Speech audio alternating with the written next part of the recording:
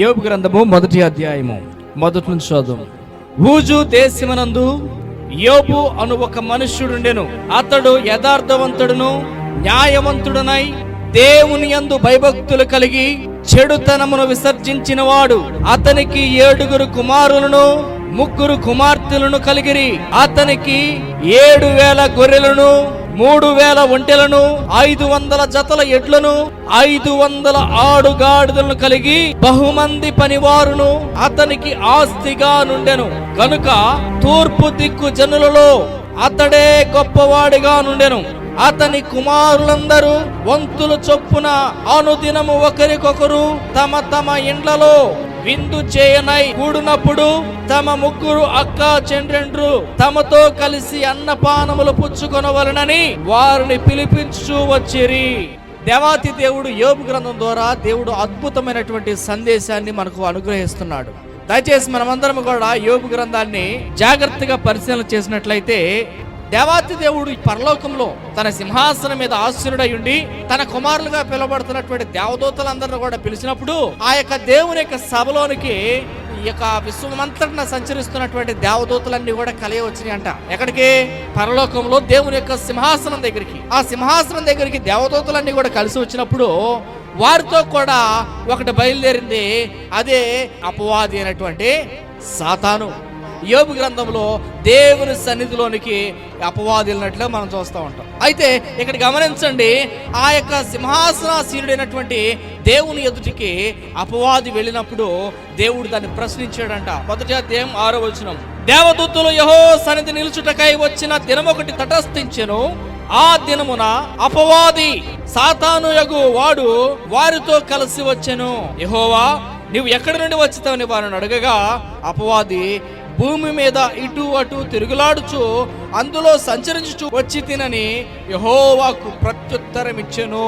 దుష్టుడైన అపవాది దేవుని బిడ్డలైనటువంటి ప్రజల మీద నిందారోపణ చేయడానికి, వారిని పట్టుకొని వేధించడానికి, వారిని పట్టుకొని వారి జీవితంలో భయంకరమైనటువంటి శోధనలు, శ్రమలు, ఇబ్బందులు కలగచేసి దేవుని ఎదుట మనం దూషించే వారిగా ఉండాలని వాడు కంకణం కట్టుకొని వాడు భూమి మీద అటు ఇటు తిరుగుతున్నాడట. ఆనాడే దేవాతి దేవుడు యోబు గురించి ఒక మాట అడుగుతాడు. ఇక్కడ యోబుని దేవుడు మెచ్చుకుంటున్నాడు. సాతానా, నా కుమారుడు భూమి మీద ఉన్నాడు చూసావా, అతడు నీతిమంతుడు, యథార్థవంతుడు, దేవుని యందు భయభక్తులు కలిగి చెడుతనాన్ని విసర్జించిన వాడు. అతను చూసావా, నువ్వెన్ని ప్రయత్నాలు చేసినా నీకు అవకాశం ఇవ్వడు, నువ్వెంత శోధించినా నా కుమారుడు బలంగా నిలబడతాడు. వాడు దేవుడు మన గురించి ఆలోచన చేస్తూ ఉంటాడు అన్నమాట. నా కుమారుడు, నా కుమార్తె శోధన కాలం వచ్చినప్పుడు, శ్రమలు వచ్చినప్పుడు, ఇబ్బందులు వచ్చినప్పుడు, ఇరుకులు వచ్చినప్పుడు, నీ జీవితంలో ప్రళయకర పరిస్థితులు వచ్చినప్పుడు నీవు నా వైపు చూసేవాడిగా ఉంటున్నావా, లేకపోతే లోకం వైపు చూసి అలజడులతో నింపబడిన వాడై నన్ను విడిచిపెట్టి వెనక్కి వెళ్ళిపోయేవాడిగా ఉంటున్నావు అని చూస్తాడు. యోబు జీవితంలో అటువంటి పరిస్థితిని కలగ చేయాలని అపవాది కంకణ కట్టుకుని ఉండి యోబు మీద ఒక దృష్టి పెట్టించింది. పరలోకం వెళ్ళగాలి దేవుడు అన్నాడు, చూసివా నా భక్తుడిని, ఆయన యథార్థవంతుడు, నీతిమంతుడు, నా యందు భయభక్తులు గడి చెడుతనాన్ని విసర్జించిన వాడు. ఏ పరిస్థితి వచ్చినా, ఎటువంటి ప్రతికూల పరిస్థితి వచ్చినా నా నీతి నేను విడిచిపెట్టను, నేను నీతిమంతుడిగా ఉంటాననేటువంటి ఆ యొక్క సంకల్పం విశ్వాసకి రావాలి. ఈ రోజు యథార్థత, దేవుని విషయంలోనూ మనుషుల విషయంలోనూ యథార్థత కలిగి జీవించాలని దేవుడు కోరుకుంటున్నాడు. 3వది, న్యాయవంతుడై ఉండాలి. న్యాయము తప్పక న్యాయమును జరిగించే వారిగా మనం ఉండాలని దేవుడు కోరుకుంటున్నాడు. 4వదిగా, దేవుని యందు భయము, భక్తి. యోబు గురించి దేవుడు చెబుతున్నాడు, అతడు దేవుని యందు భయభక్తులు కలిగిన వాడంట. ఊజు దేశంలోనే, దేశం మొత్తాన్ని కలిపి మాట్లాడుతున్నాడు. ఆ ఊజు దేశంలోనే యోబు వంటి మనుషుడు ఎవ్వడం లేడంట. ఇక్కడ యోబు గురించి రాయబడింది. యోబు అంట 7 కుమారులు, 3 కుమార్తెలు, 7,000 గొర్రెలు, 3,000 ఒంటెలు, 500 జతల ఎడ్లు, 500 ఆడుగాడిదలు మరియు బహుమంది పనివారి ఆస్తిగా ఉన్నారంట అతనికి. తూర్పు దిక్కునున్న జనులలో మరి యోబు వంటి వాడు ఎవ్వడూ లేడంట. ఈ రోజున ఆశీర్వాదం కావాలంటే, దీవెన కావాలంటే, దేవుడు దీవించాలంటే మొట్టమొదటిగా ఏం చేస్తూ ఉంటారంటే, అందరూ అయ్యా మమ్మల్ని దీవించండి, ఆశీర్వదించండి, మమ్మల్ని మా జీవితాలను మీరు నా తండ్రికి ప్రభా నువ్వు మమ్మల్ని దీవించాలి అని చెప్పేసి అడుగుతున్నప్పుడు దేవుడు మనల్ని అడుగుతాడు, నువ్వు నీతిమంతుడిగా ఉంటున్నావా, యథార్థవంతుడిగా ఉంటున్నావా, న్యాయవంతుడిగా ఉంటున్నావా, నా యందు భయభక్తులు కలిగి ఉంటున్నావా అని ప్రభు మనల్ని అడిగినప్పుడు మనం ఏమంటాం? ప్రభువా ఎన్ని తర్వాత చేస్తాను నాయన, ముందు నన్ను దీవించు నాయన, నన్ను దీవితో అప్పుడు ఉంటాను నాయన అంటున్నామేమో. కానీ ప్రభు అన్నాడు కదా, నేను నిన్ను దీవించాలంటే ఖచ్చితంగా నువ్వు నమ్మకమైన వాడిగా ఉండాలి. ఈరోజు చాలామంది చేసే నిర్లక్ష్యం ఏంటంటే దేవుడు ఉన్నాడు అని మర్చిపోతున్నారు, దేవుడు చూస్తున్నాడు అని మర్చిపోతున్నారు, దేవుడు మన క్రియలకు ప్రతిఫలం ఇస్తాడు అని మర్చిపోతున్నారు. కానీ దీవించేటప్పుడు మాత్రం దేవుడు ఉన్నాడు అంటున్నారు. దీవెన కావాలి, ఇవన్నీ బాగొద్దు అంటున్నారు. దేవుడు అంటున్నాడు కదా, నేను నిన్ను దీవించాలంటే, నీవు నా చేత పొగడబడాలంటే, నేను నిన్ను దృష్టించాలంటే, ఆకాశం నుండి దేశమంతట్లో కూడా యోబు మీదే దేవుని కన్ను ఎందుకు పడింది? కారణము తన స్వభావంలో, తన నీతిలో, తనకున్నటువంటి ఆలోచనలో దేవుని యందు భయభక్తులు కలిగి నీతి, న్యాయం, యథార్థత అని బ్రతికాడు. ఈ రోజు లోకం ఏమంటుంది తెలుసా? అయ్యా నీతిగా బ్రతికే రోజులేడి అయ్యా, న్యాయానికి చోటు ఎక్కడుందయ్యా, ఎక్కడ చూసి అన్యాయమేగా అయ్యా, మరి బ్రతకాలంటే ఏదో ఒకటి చేయాలిగయ్యా అని రోజు లోకం అంటున్నటువంటి మాట. ఈ మాట విశ్వాసికి ఎట్లా ఉంటుందంటే చాలా భయంకరమైన సవాలుగా ఉంటది. అయితే ప్రభు అంటున్నాడు, నేను దృష్టించినటువంటి వాడు నీతిమంతుడు, న్యాయవంతుడు, యథార్థవంతుడు, నా యందు భయభక్తులు కలిగి చెడుతనాన్ని విసర్జించి మరి ఆ దేశమంతట్లో వాడు ఎవ్వడు లేడు అంటున్నాడు. ఇక్కడ గమనించాలి, యోబు నీతిమంతుడు, న్యాయవంతుడు, యథార్థవంతుడు అంటానికి ఒక చిన్న ఉదాహరణ ఇక్కడ దేవుడు ఇచ్చాడు. ఏంటంటే యోబుకి 7 కుమారులను, 3 కుమార్తెలు, 7,000 గొర్రెలు, 3,000 ఒంటెలు, 500 జతల ఎడ్లు, 500 ఆడుగాడిదలు, బహుమంది పనివారు ఉన్నారు. ఇతనికి దాదాపు ఒక ఊరంతా ఆస్తి ఉందన్నమాట. అటువంటి ఆస్తి పడినటువంటి యోబు ఒక విషయంలో మాత్రము క్రమం తప్పకుండా ఉండేవాడంట. ఏంటి ఆ విషయం అంటే, 7 కుమారులు, 3 కుమార్తెలు పెద్దోళ్ళయ్యారు. ఇక్కడున్న మాట ప్రకారంగా ఒకే ఇంట్లో ఉండలేడు, 7 చోట్ల పెట్టాడు. వీళ్ళు ఏం చేస్తారంటే ఒక్కొక్కరు ఇంటి దగ్గర వాళ్ళు భోజనం చేస్తానికి వచ్చేవాళ్ళు. ఒక్కొక్క రోజుకి వాళ్ళు ఎట్లా భోజనం చేసేవాళ్ళంటే, ఇవాళ ఒక కుమారుడు భోజనం సిద్ధం చేసాడనుకో, ఈ మిగిలినటువంటి ఈ 9 మంది అక్కడికి వెళ్ళేవాళ్ళు, అక్కడ అన్నపానాలు పుచ్చుకునేవాళ్ళు. మరుసటి దినాన్ని ఇంకో చోట విందు చేసేవాళ్ళేమో. వారి వారి వంతు చొప్పున వారు భోజనాన్ని సిద్ధం చేసి ప్రేమ ఆప్యాయతలు కలిగి ఐక్యత కలిగి ఉండేవారేమో. బహుశా వారి వారి వంతు చొప్పున వాళ్ళు భోజనాలు చేసి ద్రాక్షారసం తాగిన తర్వాత ఒకవేళ వారి హృదయంలో ఏమైనా పాపాన్ని మూట కట్టుకుంటారేమో, తన నోటి మాట కానీ, తన హృదయ ధ్యానం ద్వారా కానీ, తన ఆలోచనల ద్వారా కానీ పాపాన్ని ఏమాత్రం లక్ష్య పెడతారేమో అని చెప్పేసి యోబు ప్రతి ఉదయాన్నే అక్కడ ఉన్నటువంటి నది దగ్గరికి వెళ్ళి ఒక గొర్రెను దహన బలిగా అర్పించి ఉదయాన్నే ప్రార్థన చేసేవాడంట. యోబు నీతిమంతుడు, యథార్థవంతుడు, దేవుని యందు భయభక్తులు గలవాడంటానికి ఈ యొక్క ఉదాహరణ చాలన్నమాట. ఈ రోజున క్రైస్తవ జీవితంలో యేసు ప్రభును కలిగి, యేసు ప్రభును వెంబడిస్తా అని చెప్పి బాప్తిసం తీసుకొని దేవునితో నడిచేటటువంటి మనము ఈ ఆలోచన ఏదైతుందో ఆలోచన మనకు వస్తుందా? ఈ రోజున దేవుడు బలిని, నైవేద్యాన్ని కోరుకోవట్లేదు. దేవుడు ఏమంటే నీవు ప్రార్థించేవాడిగా ఉండాలనుకుంటున్నాడు. యోబులాగా మనమైతే రోజుకో గొర్రెను తీసుకెళ్లి అర్పగించేంత శక్తిమంతులం కాదు, అంత సంపన్నులం కాదు. కానీ రోజుకి ఉదయాన్నే పొద్దున లేచి ప్రభు సన్నిధిలో మన బిడ్డల కోసం మొరపెట్టేవారుగా ఉంటున్నామా? యోబైతే ఉదయాన్నే లేచేవాడంట. ఒక గొర్రె పిల్లను తీసుకొని ఆ నది దగ్గరికి వెళ్ళి ఆ నది దగ్గర ఒక బలిపీఠాన్ని కట్టి అర్పించి ప్రార్థన చేసి ఇంటికి వచ్చాడంట. భక్తి అంటే ఎలా ఉండాలి? దేవుడు నన్ను చూడాలి, దేవుడు నా భక్తిని ప్రశంసించాలి, దేవుడు నా జీవితంలో కార్యం చేయాలంటే నేను సమర్పించుకున్న వాడిగా ఉండాలని కసితో చేస్తున్నారేమో. యోబైతే ఉదయాన్నే లేచి పెందల కాండి సూర్యోదయాన్ని లేచి తన బిడ్డలో ఏదైనా పాపం చేసి దేవుని ఎదుట పాపాన్ని మూట కట్టుకొని వీరు నశించిపోతారేమోనని చెప్పి ఉదయాన్నే లేచి వెళ్ళి ఆ వారి కోసం దహన బలిని అర్పించి ప్రార్థన చేసి వచ్చేవాడిగా ఉన్నాడు. ప్రతిరోజు నైవేద్యం వలె, ధూపం వలె అతని ప్రార్థన దేవుని సన్నిధికి చేరుతుంది. దేవుడు పరలోకం నుండి యోబును చూస్తున్నాడు. ఆ యోబును చూస్తున్నప్పుడు యోబు విషయంలో ఒక ఆలోచన కలిగి ఉన్నాడు.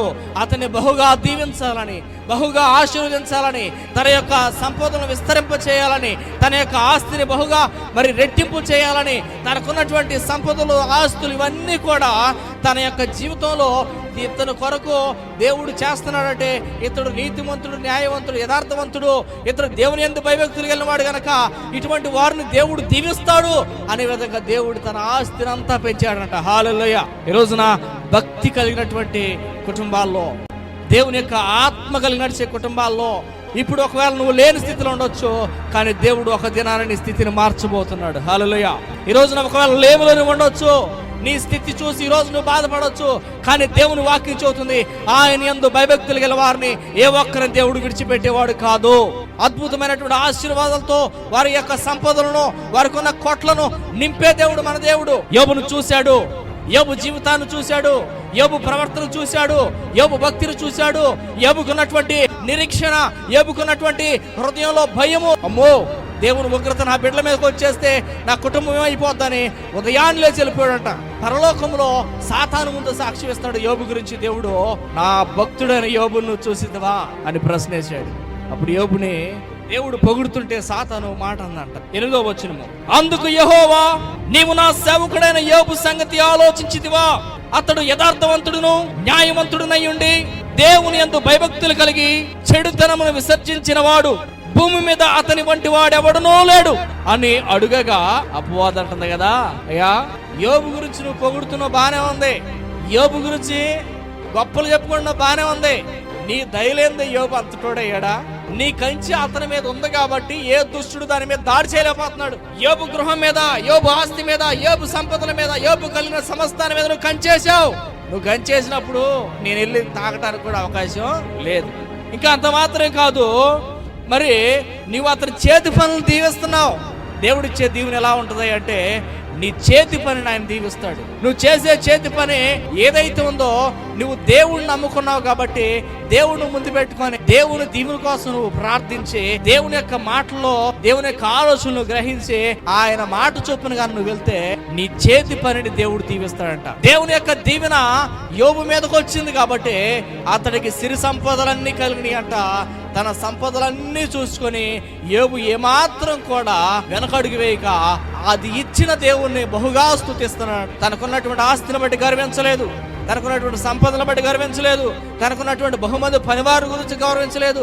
మరి దాదాపు 7 కుమారులు 3 కుమార్తెలు కలిగి బహుమంది పనివారుతో అద్భుతమైనటువంటి దేవుని ఆశీర్వాదాన్ని పొందుకున్నటువంటి యోబు దినదినము కూడా దేవుని యందు భయాన్ని, భక్తిని ఎలా చూపిస్తున్నాడంటే దహన బలులు అర్పించడం ద్వారా, ప్రార్థించడం ద్వారా చూపిస్తున్నాడు. ఈ రోజున చాలా జాగ్రత్తగా గమనించండి. అపవాది నేరుగా మన మీద దాడి చేయడానికి వీలు లేకుండా దేవుడు అద్భుతమైనటువంటి ప్రొటెక్షన్ నీ మీద, నా మీద ఉంచాడు. అందుకనే ఈ రోజున ప్రశాంతంగా పడుకుంటున్నాం, ప్రశాంతంగా ఉదయాన్నే కళ్ళు తెరుతున్నాం. ఈ రోజున గాఢాంధకారం చుట్టూ ఉన్నప్పుడు కూడా, భయంకరమైనటువంటి త్రేళ్ల మధ్య, పాముల మధ్య, భయంకరమైనటువంటి సర్ప సంతానం మధ్య జీవిస్తున్నప్పటికీ దేవుడు అద్భుత రీతిగా మన ప్రాణాలకి కాపలా ఉంచి ఆయన సన్నిధిని మనకు తోడుగా ఉంచి నిరంతరం కాపాడుచున్నాడు.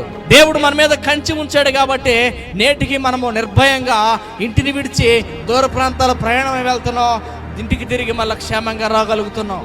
దేవుని కాపుదల, దేవుని కంచె నిరంతరం మన మీద ఉంది కాబట్టి ఎటువంటి శోధనైన, శ్రమైన, ఇరుకైన, ఇబ్బంది, భయంకరమైనటువంటి అపవాది శోధనలు మన మీదకి వచ్చి పడుతున్నా కానీ మనము స్థిరంగా నిలబడి దేవుని వైపు చూడగలుగుతున్నాం. కారణం ఏంటంటే దేవుడు తన ప్రొటెక్షన్, తన యొక్క కంచె మన మీద వేసి ఉంచాడు కనుకనే. ఈ రాత్రి మీరు గమనించండి, అపవాది అంటుంది కదా, నువ్వు చుట్టూ కంచి వేస్తావు కదా, నీవు అతని చేతి పనిని దీవించున్నావు కదా, అతని ఆస్తి అంతగా నువ్వు బహుగా విస్తరింపజేసి ఉన్నావు కదా, ఇవన్నీ ఇస్తే నిన్ను పూజిక, నిన్ను సేవిక, నిన్ను ప్రార్థించక ఎట్లా ఉంటాడు? నువ్వు ఇచ్చావు కాబట్టే అతను నిన్ను గణపరుస్తున్నాడు, నువ్వు దీవించావు కాబట్టే అతను నీకు ప్రార్థిస్తున్నాడని అతని విషయమై అపవాది మాట్లాడుతుంది. అయితే దేవుడికి ఒక ఆలోచన వచ్చింది. అపవాది సాతానా అతని సంపదను బట్టి నన్ను సేవిస్తున్నాడు అనుకుంటున్నావు, తనకున్న దీవెని బట్టి నన్ను ఆరాధిస్తున్నాడు అనుకుంటున్నావు, తనకున్నటువంటి బహుమంది పనివారు బట్టి, ఆస్తిని బట్టి నన్ను సేవిస్తున్నాడు అనుకుంటున్నాయి కాబట్టి ఇదిగో సమస్తాన్ని నీ చేతికి అప్పగిస్తున్నాను. 12వ వచనం, ఇదిగో అతనికి కలిగిన సమస్తమును నీ వశమున ఉన్నది, అతనికి మాత్రము ఏ హాని చేయకూడదని అపవాదికి సెలవేగా వాడు యెహోవా సన్నిధి నుండి బయలుదేరి వెళ్ళెను. మీరు గమనించాలి, అపవాది దేవాది దేవుని ఎదుట ఇలా మాట్లాడుతుంది ఏంటంటే, నువ్వు ఆయనకి ఇచ్చేవి కాబట్టి ఆయన నిన్ను గణపరుస్తున్నా అంటే, దేవుడు అన్నాడు కదా, అతను కలిగినంతని కూడా నీ వశం చేస్తున్నాను, కానీ అతని యొక్క ప్రాణం జోలికి వెళ్ళకూడదని చెప్పేసి పంపించినప్పుడు వెంటనే అపవాది దిగి భూమి మీదకి వచ్చి యోబుని మొత్తడం ప్రారంభించింది. ఎలాగో తెలుసా? యోబు గ్రంథంలో మీరు 14వ వచనం నుండి మీరు ధ్యానం చేస్తే అతనికి ఉన్నటువంటి ఎద్దులన్నింటినీ షాబాయిలు వచ్చేసి మొత్తాన్ని అన్నింటినీ పట్టుకొని వెళ్ళిపోతారంట. అక్కడ నుండి ఒక పనివాడు పరిగెత్తుకుంటూ వచ్చి, అయ్యా యజమానుడా యోబు, నీ కలిగినటువంటి మరి ఎద్దులన్నింటినీ కూడా షాబాయిలు వచ్చేసి పట్టుకుని వెళ్ళిపోయారయ్యా అంత మాత్రమే కాదు కానీ అక్కడ ఉన్న పని వాళ్ళందరూ కూడా ఖడ్గంతో చంపేశారంట. ఈ భయంకరమైన పరిస్థితిలో నేను ఒక్కడే తప్పించుకొని వచ్చానయ్యా అని చెప్పినప్పుడు అతను మాట్లాడుచుండగానే మరలా మరొక వ్యక్తి వస్తాడు. వచ్చి అంటాడు కదా, అయ్యా యోబు, దేవుని ఆజ్ఞ ఆకాశం నుండి పడి గొర్రెలన్నిటినీ కూడా మొత్తాన్ని పరివారందరిని కూడా పూర్తిగా రగలబెట్టి కాల్ చేసింది. నేను ఒక్కడిని తప్పించుకుని వచ్చాను. ఇదిగో నీ గొర్రెలు, నీకు కలిగినటువంటి ఆస్తి అయినటువంటి గొర్రెలన్నీ కూడా పూర్తిగా కాలిపోయారయ్యా అని చెప్పినప్పుడు యోబుకి ఇలా చెబుతుండగానే మరొకడు బయలుదేరి వచ్చాడు. అతను ఇంకా మాట్లాడుచుండగానే కల్దీలు 3 సమూహములుగా వచ్చి ఒంట్ల మీద పడి వాటిని కొనిపోయారు. ఖడ్గం చేత పనివారిని చంపేసాడు అంటున్నాడు. ఓ భయంకరమైనటువంటి వేదనకరమైనటువంటి మాటలు యోబు చెవుని పడుతున్నాయి. వారు ఇంకా మాట్లాడుచుండగానే వీళ్ళందరినీ కూడా ఒంట్లన్నింటిని కూడా పట్టుకొని పోయి ఖడ్గం చేత వారి పనివాళ్ళు చంపేశారని చెప్తున్నాడు.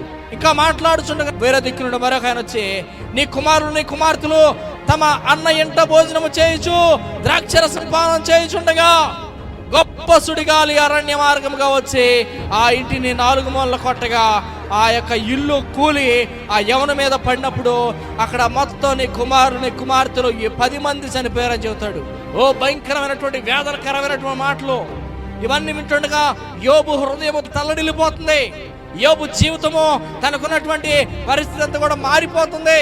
ఎటు చూసినా చెడు వార్తలే, ఎటు చూసినా భయంకరమైన హృదయం క్షోభించే పరిస్థితులే. అయ్యా, నీకున్న 10 మంది కుమారులు కుమార్తెలు చనిపోయారయ్యా, నీకున్న ఆస్తి అంతా సర్వనాశనం అయిపోయిందయ్యా. నీ పరిస్థితి చూసి ప్రతి ఒక్కరూ ఏడ్చే విధంగా మారిపోయింది.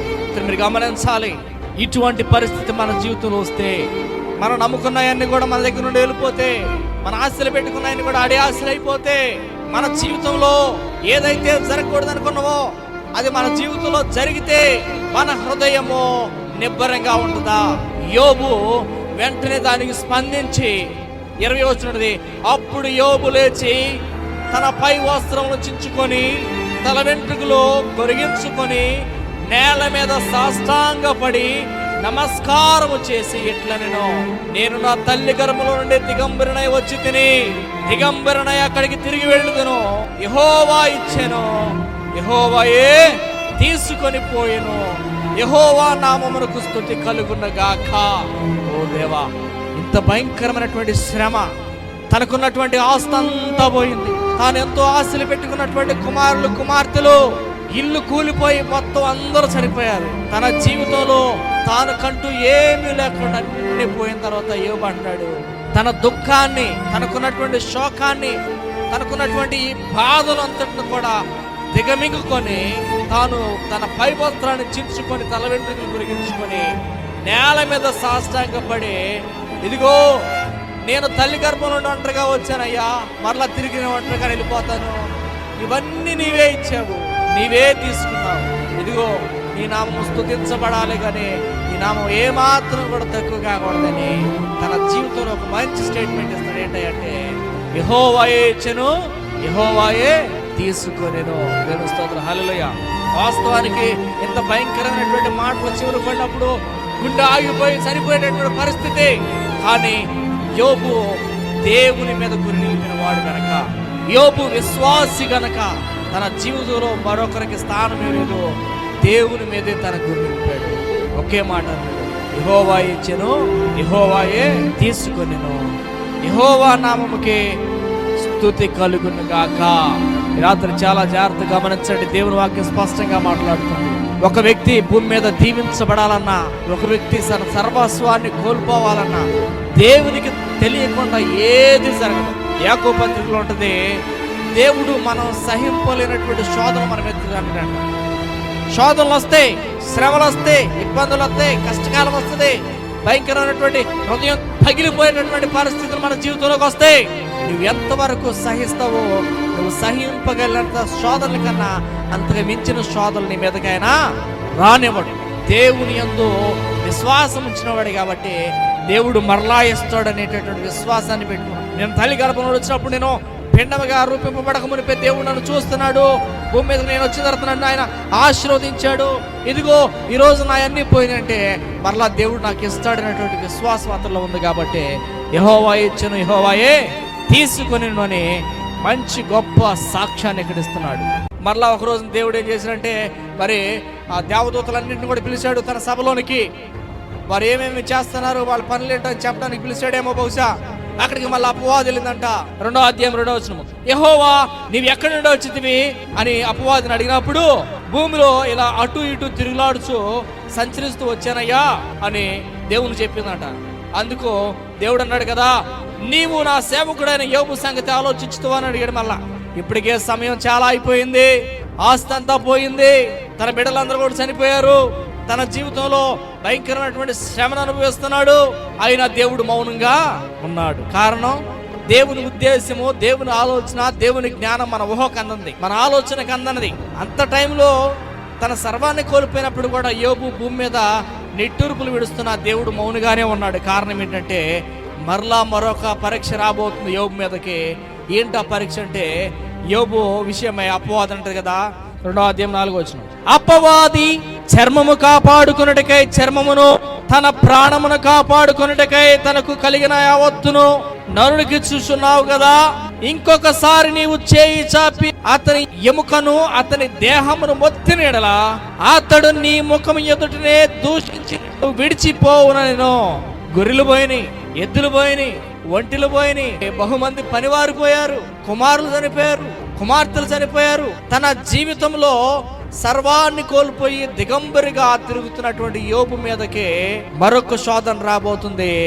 అపవాది మరలా క్వశ్చన్ వేస్తుంది ఏంటంటే, తన ప్రాణాన్ని కాపాడుకోవడానికి శరీరాన్ని, ఎముకలను, ఇవన్నీ కూడా సమస్తం ఆరోగ్యాన్ని ఇచ్చావు కాబట్టి నువ్వు ఇవి కూడా తీసేయి, నీ ముందు నిన్ను దూషించి నిన్ను విడిచిపోతాడు.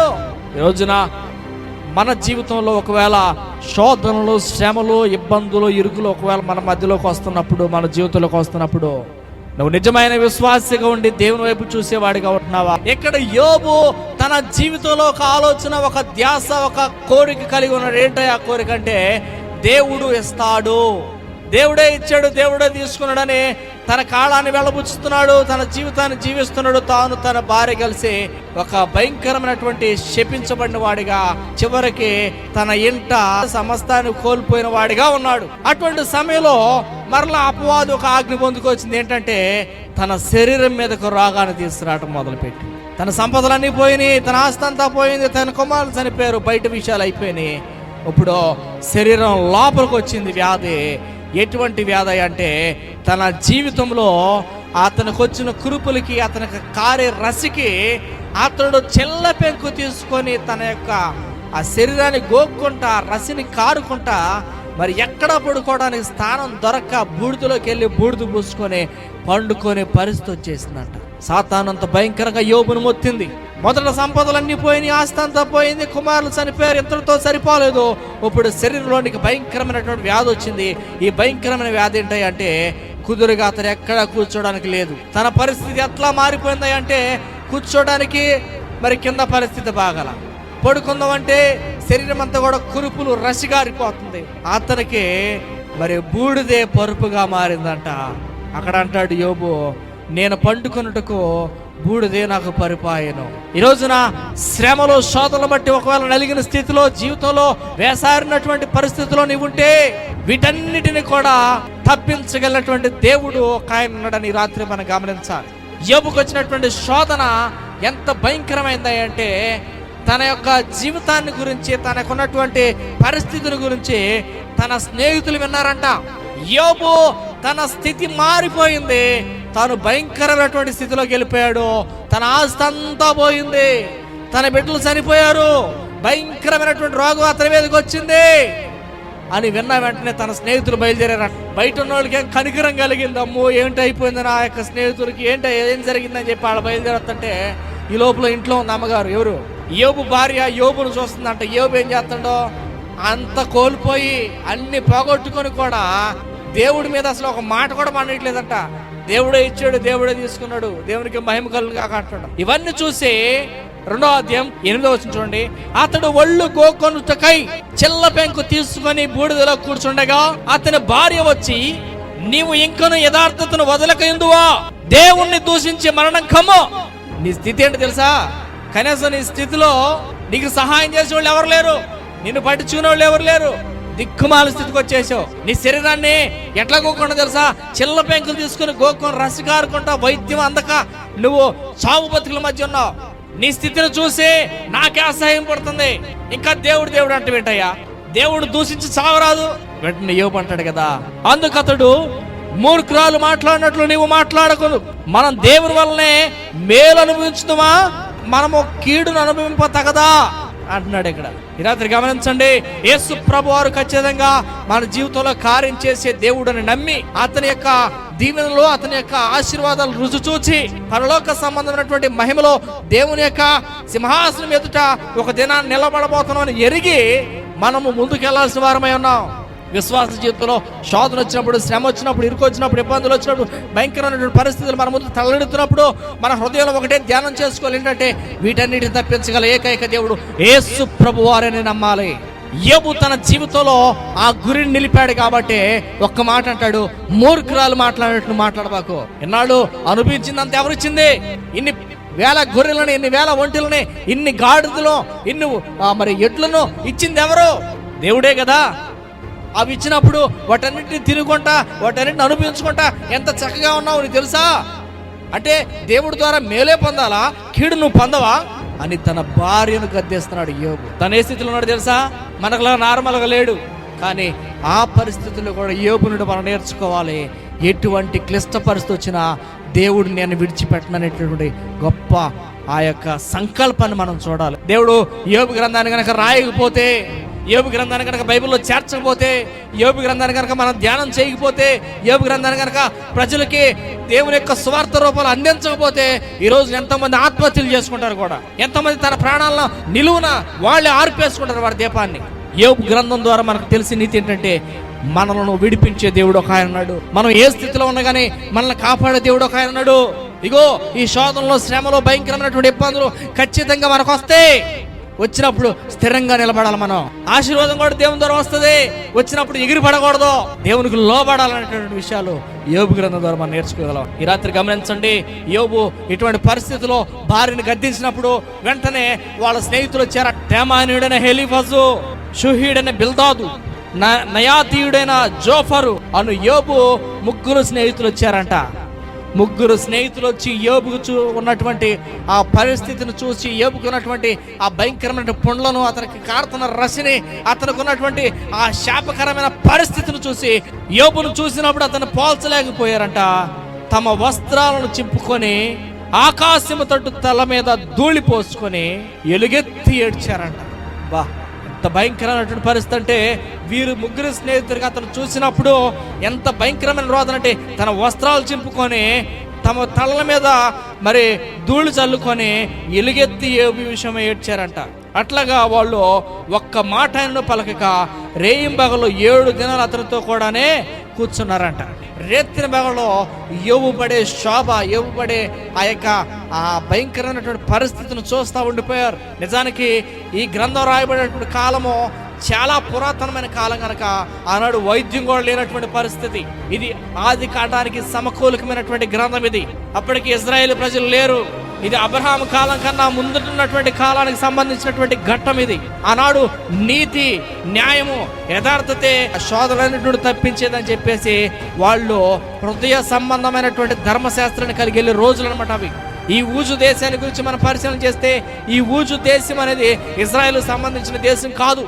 కానీ యోబు నిజ దేవుణ్ణి గ్రహించాడు, ఆయన యొక్క దీవెనలు పొందుకున్నాడు, తన చేత మెప్పును పొందాడు, దేవుని చేత మరి ఘనంగా భూమి మీద ఉన్నటువంటి ప్రజలందరిలో కూడా ఘనంగా పిలువబడుతున్నాడు. హల్లెలూయా. యోబుకి సంవత్సరాలు గతించిపోతున్నాయి. ఈరోజు చాలా మంది ఏం చేస్తూ ఉంటారంటే, తనకున్నటువంటి బాధ వెంటనే తీరపోతే విశ్వాసం నుండి సన్నగిల్లిపోతారు. యోబుకి కుమారులు, కుమార్తెలు, తనకున్నటువంటి సమస్త సంపదలు పోయి ఎన్ని సంవత్సరాలు అవుతుందో, ఆ తర్వాత వ్యాధి వచ్చి పడింది. వ్యాధి వచ్చి పడిన తర్వాత ఎన్ని సంవత్సరాలు అవుతుందో, తన దూర ప్రాంతం ఉన్నటువంటి మరి స్నేహితులు తెలుసు, వాళ్ళు వచ్చి ఇక్కడికి వచ్చి మాట్లాడుతున్నారు.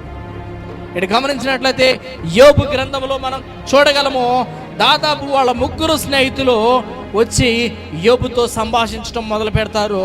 ఈ సంభాషణలు మొత్తం కూడా ఈ యొక్క పుస్తకానికి మరి ఒక ప్రత్యేకమైనటువంటి గుర్తింపును తీసుకొచ్చి పెట్టినాయి. ఎందుకంటే ఈ ముగ్గురు స్నేహితులు యోబు ఏమైనా పాపం చేశాడేమో, యోబు ఏమన్నా చెయ్యరాని పని ఏదైనా చేశాడేమో, యోబు ఏమన్నా దేవునికి వ్యతిరేకంగా నడిచాడేమో, తనకి బలం ఉందిగా, ఆరోగ్యం ఉందిగా, సంపద ఉంది, కానీ ఎక్కడైనా దేవుణ్ణి దూషించి దేవుని వల్ల శిక్షను అనుభవిస్తున్నాడేమో అన్నట్లుగా తన స్నేహితులు మాట్లాడుకుంటా వస్తారు. మరో పక్క నుండి యోబు వాదిస్తూ ఉంటాడు, అయ్యా నేనే పాపం ఎరగను, దేవుని యందు యథార్థవంతుడిగా ఉన్నాను, దేవుని యందు నీతిగా ఉన్నాను, దేవుడినే ముందు పెట్టుకుని అన్ని కార్యాలు వెళ్తున్నాను, దేవుడే నాకు సర్వస్వం, కానీ దేవుడు ఎందుకు నన్ను విడిచిపెట్టేశాడు, నా వంటి వాడు పుట్టకుండా బాగుండేది, నా వంటి వాడు పుట్టడం వల్ల ఆ రోజు లేకపోవటం మంచిది అని తాను శపించుకుంటా వస్తూ ఉంటాడు యోబు. యోబు గ్రంథంలో మనం చూసినట్లయితే ఆ 3-4 అధ్యాయాల్లో తన జీవితాన్ని అంతటిని కూడా అతను ఏ విధంగా మాట్లాడతాడంటే, నేను ఎందుకు పుట్టానా అని తాను శపించుకుంటున్నాడు.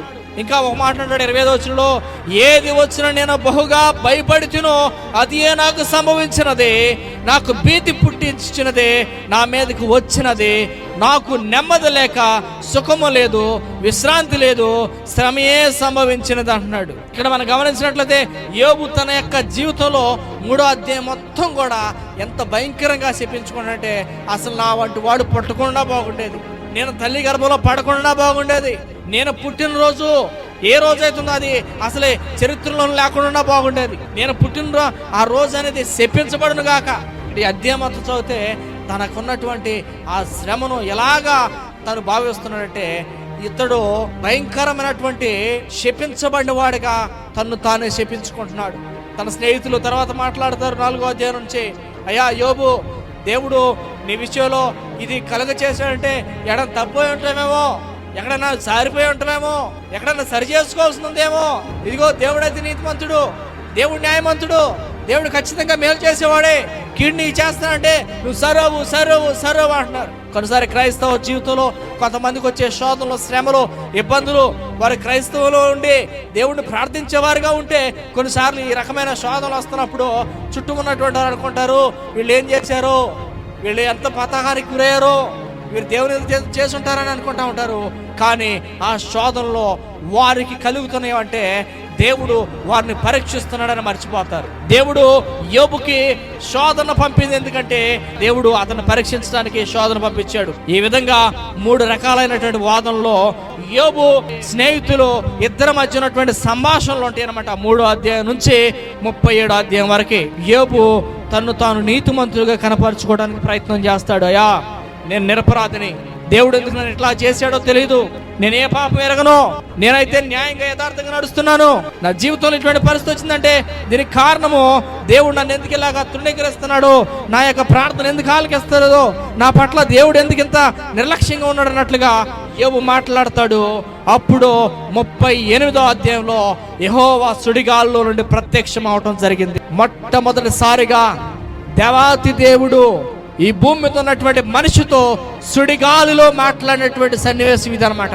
దేవుడు యోబు విషయంలో ఒక మాట మాట్లాడతాడు, ఈ వ్యర్థమైనటువంటి జ్ఞానం లేని మాటలు మాట్లాడుతున్న వీడెవడు అని మొదలుపెట్టి, సూర్యచంద్ర నక్షత్రములు కలగజేసిన వాడు నువ్వేనా, ఈ భూమికి పునాదులు వేసిన వాడు నువ్వేనా, ఈ భూమి సూర్యంలో వేలాడతీయబడటానికి కింద ఏమి ఆధారం ఉంది, సముద్ర జంతువులను, వృక్షాలను, పక్షులను, సమస్త విశ్వాన్ని నడిపించేవాడు ఎవడు, అవి కలగజేస్తున్నప్పుడు నువ్వు ఉన్నావా అని దేవుడు ప్రశ్నించడం మొదలు పెడతాడు. ఏంటి ఆ ప్రశ్న అంటే, ఈ 3 సంభాషణలో ఒక విషయం గమనించగలం. వీళ్ళు ఏం సంభాషిస్తున్నారంటే, ఈ భూమి మీద దేవుడు నీతిమంతుడు న్యాయమంతుడు అని ఒక మాట మాట్లాడుతుంటే, దేవుడు నాకు అన్యాయం చేశాడు నన్ను పట్టించుకోవట్లేదు ఏం మాట్లాడుతుంటే, వీరిద్దరి మధ్యలో సంభాషణ ఎట్లా ఉందంటే, దేవుడు సరిగా పరిపాలన చేయట్లేదు, దేవుడు సరిగా మరి నీతిమంతులను చూడలేదు, దేవుడు సరిగా మరి ఈ లోకంలో బాధించబడిన వారిని ఆయన జ్ఞాపకం చేసుకోవట్లేదు అన్నట్టుగా మాటలు వచ్చేస్తాయి వీళ్ళకి. అందుకే దేవుడు తాను ప్రత్యక్షపరుచుకొని ఎక్కడి మొదలు పెడతాడంటే, ఈ విశ్వం యొక్క మరి పుట్టుక నుంచి ప్రారంభిస్తాడు. నువ్వు ఏ పాటి వాడివి, సూర్య చంద్ర నక్షత్రాన్ని వీటన్నిటి పోల్చుకుంటే నువ్వు ఎంత ఏ పాటి వాడివి, నువ్వు ప్రశ్నించేవాడివా? మనము దేవుణ్ణి ప్రశ్నించడానికి మనం ఏ పాటి వాళ్ళం? దేవుణ్ణి మనం ప్రశ్నించలేం. దేవుణ్ణి ప్రశ్నించినటువంటి మరి పరిస్థితి దేవుడు మనకి ఇవ్వలేదు. కారణం ఏంటంటే, దేవుడు ఇక్కడ 2 జంతువుల్ని మరి మనకి ఇక్కడ పరిచయం చేస్తాడు. ఏంటంటే, భయంకరమైనటువంటి సముద్రపు మొసలి వంటి ఒక జంతువును ఒక దాన్ని చూపిస్తాడు. తర్వాత భూమి మీద గాడ్జిల్లా లాంటి ఒక జంతువుల గురించి మాట్లాడతాడు. ఇక్కడ భూమి మీద ఉన్నటువంటి జంతువులు అతిపెద్ద జంతువు ఏదంటే ఏనుగు అంటారు, సముద్రంలో అతిపెద్ద జంతువు ఏదంటే తిమింగలం అంటారు. వీటిని మించినటువంటి జంతువులు ప్రపంచంలో దేవుడు నిర్మించాడు, వాటిని సృష్టించాడు, వాటిని కలగ చేశాడు. ఇప్పుడు అంటూ ఉంటారు డైనోసార్లు అంటారు కదా, ఆ 2 రాక్షస బలు అంటారు. వాటి గురించి దేవుడు యోబు గ్రంథంలో చెప్తాడు. వాటిని కలగ చేసినప్పుడు వాటికున్న బలం ఎంత, వాటికున్న శక్తి ఎంత, వాటిలో ఉన్నటువంటి బలము శక్తితో పాటు అవి నోట్ల నుండి ఎలా అగ్ని కక్కుతి, అవి ఏ విధంగా భూమి మీద బలమైనటువంటి జలచరాలుగా బలమైనటువంటి జంతువులుగా ఉన్నాయి. వాటిని చూసితవా, వాటి బలాన్ని చూస్తావా, వాటికి ఇచ్చినటువంటి మరి ఆధిక్యతలను చూస్తావా, భూమి మీద ఈ యొక్క భూమిలో ఉన్నటువంటి జంతువులను చూసావా, విశ్వంలో ఉన్నటువంటి నక్షత్రాలను చూసావా, ఇట్లాగా సూర్య చంద్ర నక్షత్రాలు ఉన్నటువంటి ఆ క్రమాలను చూస్తావా, ఆ గ్రహాలు నడిపించబడటం చూస్తావా, ఇట్లాగా దేవుడు ప్రపంచంలో ఉన్నటువంటి ఆయన చేతి పని అంతటిని కూడా జ్ఞాపకం చేస్తా, దీనిలో నువ్వు ఏ పాటి వాడవే నన్ను ప్రశ్న వేయటానికి అన్నట్టుగా మాట్లాడుతుంది. ఈరోజు నా విశ్వాస జీవితంలో ఖచ్చితంగా మనం తెలుసుకోవాల్సిన విషయం ఏంటంటే, మనం ఏ స్థితిలో ఉన్నా కానీ ప్రభువా నా స్థితిని మార్చగల శక్తి గల దేవుడు నీవేనని మనం విశ్వాసంతో ఆయన వైపు చూసేవారమే కానీ, దేవా నువ్వు ఎందుకు ఇలా చేసేవా అని అడిగి ప్రశ్నించేవారం కాదు. మనం ప్రశ్నించే యోగ్యత మనలో లేదు. ప్రశ్నించగల శక్తి సామర్థ్యం దేవుడు మనకు ఏమాత్రం కూడా ఇవ్వలేదు. కారణం ఏంటంటే మనము ఆయన చేతి పని అయి ఉన్నాం. ఆయన ఏదైనా చేయగలడు, దేన్నైనా కానీ జయించగలడు, దేన్నైనా మన జీవితంలో ఆయన మార్చగలడు. అయితే ఒకటే, మనం విశ్వాసంతో ప్రభు వైపు చూసేవారిగా ఉండాలి. మనం చివరికి యోబు తను తానేక సమర్థించుకోవడం ఆపేసి ప్రభుకు సరెండర్ అయిపోతాడు. వెంటనే యోబు మాట్లాడతాడు, అయ్యా నేను ప్రశ్నించుటకు నేను సమర్థుడు కాను, అయినా నేను క్వశ్చన్ అడుగుతాను, నాకెందుకు ఇలా చేసావు అంటాడు మరలా చివరికి. అందుకే యోబు 42వ అధ్యాయంలో దేవుడు యోబుకు సమాధానం ఇచ్చి తనకున్నటువంటి స్నేహితులు పిలిచి, ఇదిగో యోబు వంటి వాడు మరి ఈ భూమి మీద ఎవరు లేరు, యోబు విషయంలో మీరు తప్పిదం చేశారు కాబట్టి ఇదిగో మీ తప్పిదాలు క్షమించబడాలంటే మీ కొరకు యోబు నాకు ప్రార్థన చేయాలి, అప్పుడు నేను యోబు ప్రార్థన విని మిమ్మల్ని కరుణిస్తా అని చెప్పినప్పుడు వారి 3 స్నేహితులు కూడా కలిసి వారు వచ్చి యోబుకి కానుకలు ఇస్తారంట. యోబు విషయమై దేవుడు ఏం చెప్పాడంటే, తేమానుడైన ఎలీఫజును, షూహీయుడైన బిల్దాదును, న్యాయాధీనుడైనటువంటి జోఫరును పోయి యెహోవా తమకు ఆజ్ఞాపించినట్లు చేయగా యెహోవా వారి పక్షాన యోబును అంగీకరించెను. మరియు యోబు తన స్నేహితుల నిమిత్తము ప్రార్థన చేసినప్పుడు యెహోవా అతని క్షేమస్థితిని మరలా అతనికి దయచేసెను. మరియు యోబునకు పూర్వము కలిగిన దానికంటే 2 అంతలు అధికంగా యెహోవా అతనికి దయచేసెను. అప్పుడు అతని సహోదరులను, అతని అక్క చెల్లెండ్రులను, అంతకు ముందు అతనికి పరిచయులైన వారు వచ్చి అతనితో కూడా అతని ఇంట అన్నపానములు పుచ్చుకొని యెహోవా అతని మీదకి రప్పించిన సమస్త బాధలను గురించి దుఃఖములు పొందితమని అతని కొరకు దుఃఖించుచు అతన్ని నోదార్చరి. ఇదియుగాక ఒక్కొక్కడు ఒక వరాహము, ఒక్కొక్కడు బంగారు ఉంగరం అతనికి తెచ్చి ఇచ్చారంట. నేను అనుకుంటాను, ఇప్పుడు అతని బంధువులు వచ్చారు, అతని స్నేహితులు వచ్చారు, అతని కుటుంబీకులు వచ్చారు. యోబు విషయమై వారందరూ కూడా దుఃఖించి, ఓ ఎంత భయంకరమైనటువంటి క్షోభ అనుభవించావు యోబు, నిజంగా దేవుడే నిన్ను మెచ్చుకున్నాడంట, ఇదిగో దేవుడిని దీవించాడంట. ఈ రోజులో వైద్యమే అందనటువంటి కాలంలో ఇంత భయంకరమైనటువంటి శ్రమను శోధన అనుభవిస్తే మేము కళ్ళాలు చూసాం. కానీ నీ దేహం పసిపిల్లవాడి దేహంలాగా మారిపోయింది. నువ్వు కురుపులు పెట్టుకొని భయంకర రసిగారుకుంటా చిల్లపెక్కు తీసుకొని గోక్కోవటం మేము అందరూ చూసాం. కానీ ఎంత ఆశ్చర్యమయ్యా, నీ శరీరం అంతా బాగైపోయింది.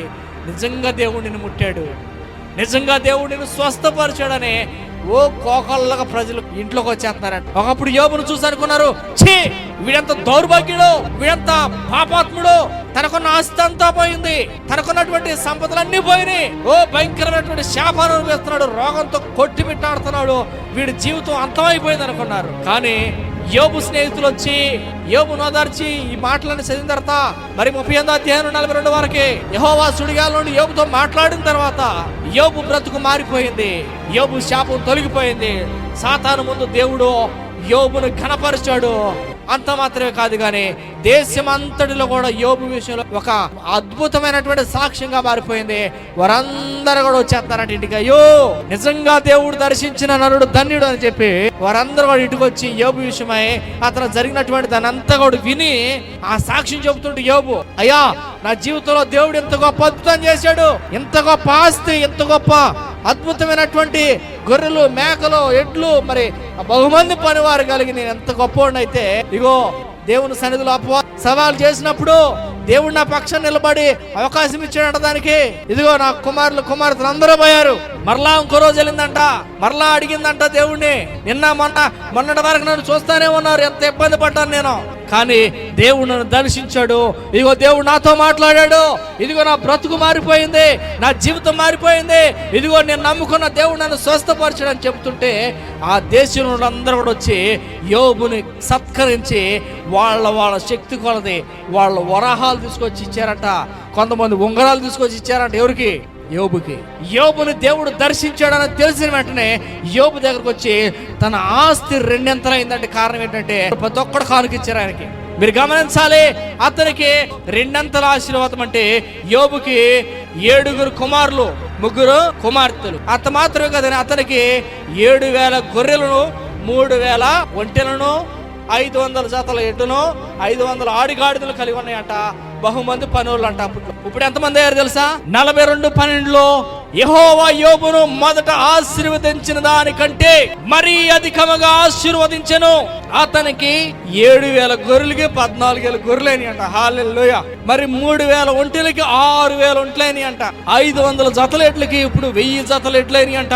మరి 500 ఆడిగాడిదలకి 1000 ఆడిగాడిదలు అంటే డబల్. ఒక్కటి కాదు, సమస్తాన్ని కోల్పోయిన యోబుని దీవించిన దేవుడు మనల్ని కూడా దీవిస్తాడు. హల్లెలూయా. క్రైస్తవ జీవితంలో ఈ నిరీక్షణ కలిగి ప్రభువును వెంబడించే వారిగా ఉండాలి. అది ఒక రోజులో జరిగే పని కాదు. దేవుని దీవెన ఏ దినాన నీ ఇంట ప్రవేశిస్తుందో తెలియదు. దేవుని ఆశీర్వాదం ఎప్పుడు నీ తల మీదకి వస్తుందో తెలియదు. నీవు నమ్మకంగా దేవుడిని నమ్ముకున్న వాడిగా, దేవుడిని వెంబడించేవాడిగా నీవు ఉంటే దేవుని ఆశీర్వాదం నీ తల మీదకి వచ్చింది. ఖచ్చితంగా దేవుడు నీ స్థితిని అద్భుతంగా మార్చగలడానికి యోబు గ్రంథం గొప్ప సాక్ష్యంగా ఉంది. 13వ వచనం, మరియు అతనికి 7 కుమారులు కలిగారంట, 3 కుమార్తెలు కలిగారంట. మీకు తెలుసా, యోబు గ్రంథంలో రాయబడి ఉంది, అతడు పెద్దదానికి యోమియా అనియు, రెండవ దానికి కెజియా అనియు, మూడవ దానికి కెరెహాంసప్పాకు అని పేర్లు పెట్టాడు. అటువంటి పిల్లలు, ఆడపిల్లలు, సౌందర్యవంతులు ఆ దేశంలోనే ఎవరు లేరంట. ఎప్పుడో పిల్లల కొలతే వారికి ఆస్తులు పంచిపెట్టినట్టు యోబు. హల్లెలూయా. ఈ రాత్రి మీరు గమనించండి, నీ స్థితి ఏదైనా, నీ పరిస్థితి ఏదైనా, నువ్వు ఏ స్థితిలో కొట్టిమిట్టాడుతున్నా, నీవు ఏ రోగంలో కట్టబడి ఉన్నా, నీ బ్రతుకులో ఎంత భయంకరమైనటువంటి స్థితిని వెళ్ళబుస్తున్నా, దేవుని యొక్క వాగ్దానం చెబుతుంది, యోబును దీవించిన దేవుడు నిన్ను కూడా ఖచ్చితంగా దీవిస్తాడు. అది ఎప్పుడు సాధ్యమైందంటే నువ్వు నమ్మకంతో దేవుని వైపు చూసినప్పుడు, విశ్వాసంతో ప్రభువును వెంబడిస్తున్నప్పుడు. నీ పరిస్థితి ఏదైనా కానీ దేవుడు నాకు ఉన్నాడు అని నీవు దేవుడికి నీ స్థితిని అప్పగించుకున్నప్పుడు ఖచ్చితంగా దేవుడు నీ జీవితంలో గొప్ప అద్భుతాన్ని చేస్తాడు. బైబిల్ చారిత్రక సందేశాలను వీక్షిస్తున్నటువంటి నా ప్రియ స్నేహితులకు, శ్రేయోభిలాషులకు మన ప్రభువును రక్షకుడును నజరేయుడైన యేసుక్రీస్తు నామములో మీ అందరికి వందనాలు తెలియజేస్తున్నాను. అందరూ బాగున్నారు కదా? ప్రత్యేకంగా ఈ అతి దినాల్లో, ప్రభు యొక్క రాకడ సమీపంగా ఉన్నటువంటి ఈ దినాల్లో వాక్యాన్ని మనం ఎంతగానో శ్రద్ధగా స్వీకరించి వాక్యంలో ఉన్నటువంటి సత్యాలను మనం అవగాహన చేసుకొని దేవుని వాక్యాన్ని మనం వేరు వేసుకొని మన జీవితాన్ని మలుచుకోవటం ఎంతో ధన్యకరమైనది. ఈ అంత్య దినాల్లో ప్రత్యేకంగా దేవుని సువార్తను ప్రకటించడానికి అనేక మాధ్యమాల ద్వారా, అనేక కార్యక్రమాల ద్వారా మీ ముందుకు రావడం జరుగుతుంది.